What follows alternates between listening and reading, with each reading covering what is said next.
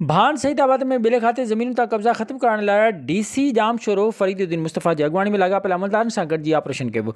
Operation में DFO Faris दादू Rizwan Memon, engineer आपाशी सेवण Mahesh Kumar, DSP सेवण अब्दुल वाहिद खोसो, मुख्तियार सेवण, अब्दुल हमीद नेड़ो ऐं वॾी तादाद में पुलिस जे अटालन हिसो वरितो। इन मौक़े ते डिप्टी कमिश्नर जाम शोरो फरीदुद्दीन मुस्तफ़ा ॻाल्हाईंदे चयो त ऑपरेशन में 100 एकड़नि ते मुश्तमिल ॿेले खाते जी ज़मीन तां कब्ज़ो ख़त्म करायो आहे। कंहिं बि फ़र्द खे सरकारी ज़मीन ते कब्ज़ो करण न ॾींदासीं। ॿेले खाते जी ज़मीन ते कब्ज़ो कंदड़नि ख़िलाफ़ सख़्त कानूनी कार्रवाई कंदासीं। हुन चयो त जेके बि ग़ैर कानूनी वाटर कोर्स ठाहे ॿेले खाते जी ज़मीनुनि ते कब्ज़ा कया विया आहिनि उहे वाटर कोर्स ठाहिया विया आहिनि। हैवी मशीनरी साण करे ऑपरेशन कयो आहे। ज़रूरत पवण ते रेंजर्स खे बि तलब कंदासीं।